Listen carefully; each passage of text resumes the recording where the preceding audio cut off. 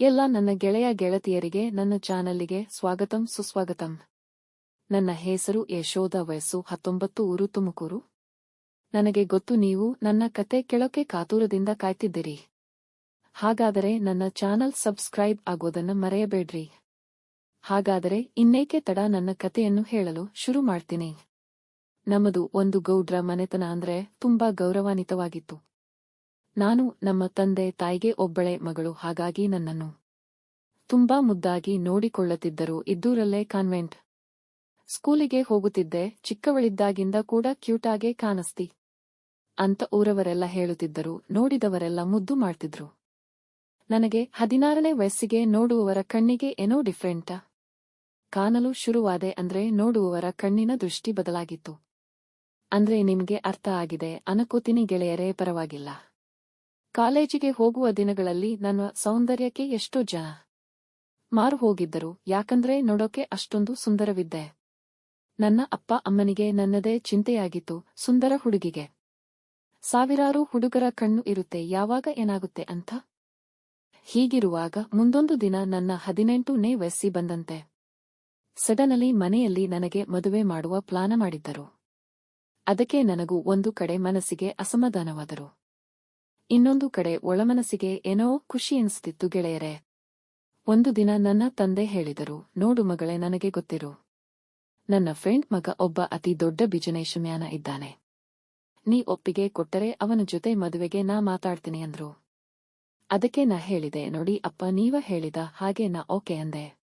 ಅದಕ್ಕೆ ಅಪ್ಪ ಕೂಡ ಖುಷಿಯಾದರೂ. ಎಲ್ಲರ ಜೊತೆ ಮಾತನಾಡಿ ಮದುವೆಗೆ ದಿನಾಂಕವನ್ನು ಫಿಕ್ಸ್ ಮಾಡಿ ಮದುವೆಯ ತಯಾರವನ್ನೆಲ್ಲ ಸಿದ್ಧತೆ ಮಾಡಿದರು. ನಾನು ನನ್ನ ಕಾಲೇಜ್ ಗೆಳತಿಯರಿಗೆ ಎಲ್ಲರಿಗೂ ಮದುವೆಗೆ ಬಾ ಅಂತ ಹೇಳಿದ್ದೆ. ಗೆಳೆಯರೇ, ನನ್ನನ್ನ ಇಷ್ಟಪಡುತ್ತಿರುವ ಎಷ್ಟೋ ಹುಡುಗರು ಕೂಡ ಮದುವೆಗೆ ಬಂದಿದ್ದರು. ನನ್ನ ಮದುವೆ ನೋಡಿ ಮನಸ್ಸಿನಲ್ಲೇ ಕೊರಗುತ್ತಿದ್ದರು. ಹೆಂಗೋ ಮದುವೆಯ ಅಂತೂ ಆಯಿತು.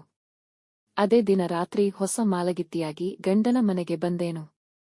ಗುದ್ದಲಿ ಪೂಜೆಯಂತೂ ಹೊತ್ತು ಹೊಂಡುವ ತನಕ 6 ಬಾರಿ ನೆರವೇರಿತು. ಮುಂಜಾನೆ ಎದ್ದು ಗುದ್ದಲಿ ಬಿದ್ದ ಸ್ಥಳ ಸ್ವಚ್ಛಗೊಳಿಸಿ ಮನೆ ಕೆಲಸ ಮಾಡಿ ನಾನು ನನ್ನ ಗಂಡ ಕೂತಿದ್ದವು. ನನ್ನ ಗಂಡನಿಗೆ ಅವರ ಫ್ರೆಂಡ್ಸ್ಗಳು ಫೋನ ಮಾಡಿದರು. ಏನು ರಮೇಶ್, ಮದುವೆ ಪಾರ್ಟಿ ಕೊಡಲವೇನೋ ಅಂದಾಗ ನನ್ನ ಗಂಡ ಕೂಡ ಆಯ್ತು ಕಣ್ಣು, ಇವತ್ತೇ ಮಾಡೋಣ. ಹೆಂಗೋ ಸಂಡೇ ಆಫೀಸ್ ಸೂಟಿ ಇದೆ, ಬನ್ನಿ ಎಲ್ಲರೂ ನಮ್ಮ ಮನೆ ಕಡೆ ಅಂದರು. ಸಂಜೆ ಹೊತ್ತಿಗೆ 4 ಜನ ಫ್ರೆಂಡ್ಸ್ ಕೂಡ ಬಂದಿದ್ದರು. ಫುಲ್ಲ ಜೋರಾಗಿ ಪಾರ್ಟಿ ಮಾಡಿದರು. ಕುಡದಿರುವ ಅಮಲಿನಲ್ಲಿ ಐಸ್ ಕ್ರೀಮ್ ಕುಲ್ಪಿಗಳನ್ನ ತಿನ್ನುತ್ತಿದ್ದರು. ನನ್ನ ಗಂಡ ಕೂಡ ಕುಡಿದಿದ್ರು. ನಾನು ಪಕ್ಕದ ಸೋಫಾ ಮೇಲೆ ಕೂತಿದ್ದೆ. ಅದರಲ್ಲಿ ಒಬ್ಬ ಎದ್ದು ಬಂದ. ನನಗೆ ಕುಲ್ಪಿ ತಿನ್ನಿಸೋಕೆ ಟ್ರೈ ಮಾಡುತ್ತಿದ್ದ. ನನಗೆ ನನ್ನ ಗಂಡ ಏನಾದ್ರು ಅನ್ನಬಹುದು ಅನ್ಕೊಂಡು ಸುಮ್ಮನಿದ್ದೆ. ಅಷ್ಟರಲ್ಲಿ ನನ್ನ ಗಂಡ ಕೂಡ ತಿನ್ನು ಅಂತ ಸೊನ್ನೆ ಮಾಡಿದ. ಅಷ್ಟರಲ್ಲಿ ಮತ್ತೊಬ್ಬ ಕುಲ್ಪಿ ಪ್ಯಾಕ್ ಪಿಚ್ಚಿ ನನ್ನ ಬಾಯೊಳಗೆ ಹಾಕಿ ಡಾನ್ಸ್ ಮಾಡುತ್ತಿದ್ದ ಗೆಳೆಯರೇ. ಅಷ್ಟರಲ್ಲಿ ಇನ್ವರ್ಟರ ಆಫ್ ಆಗಿ ಲೈಟ್ಗಳ ಆಫ್ ಆದವ ಗೆಳೆಯರೇ. ಆ ಕತ್ತಲಿನಲ್ಲಿ ಒಬ್ಬರಿಗೊಬ್ಬರು ಮುಖ ಏನೂ ಕಾಣಿಸುತ್ತಿರಲಿಲ್ಲ. ಹಂತದರಲ್ಲಿ ಬಾಯಲ್ಲಿ ಅಲುಗಾಡಿಸುತ್ತಿದ್ದಂತೆ ಆ ಕುಲ್ಪಿ ಒಳಗಿನ ಬಿಳಿ ಕಲರ್ ಐಸ್ ಎಲ್ಲ ನನ್ನ ಬಾಯೊಳಗೆ ಸೋರಿಕೆಯಾಯಿತು. ಆದ್ರೆ ಅದು ಉಪ್ಪಿನಂತೆ ಬೇರೆ ರೀತಿ ರುಚಿ ಇತ್ತು ನನಗೆ ಅನಿಸುತ್ತೆ. ಅದು ಕುಲ್ಪಿ ಐಸ್ ಏನೋ ಬೇರೆ ರೀತಿ ಇದೆ ಅಂತ ಹಂಗೆ ಒಬ್ಬರಂತೆ ಎಲ್ಲರೂ ನನ್ನ ಬಾಯೊಳಗೆ ಐಸ್ ಚುಮ್ಮಿಸಿದರು. ಅದರಲ್ಲೇನೋ ಹೊಸ ಅನುಭವವಾಗಿತ್ತು ಗೆಳೆಯರೇ. ಇನ್ನೂ ನನ್ನ ಚಾನಲ್ ಸಬ್ಸ್ಕ್ರೈಬ್ ಆಗಿಲ್ಲ, ಬೇಗ ಮಾಡಿಕೊಳ್ಳಿ. ಧನ್ಯವಾದಗಳು.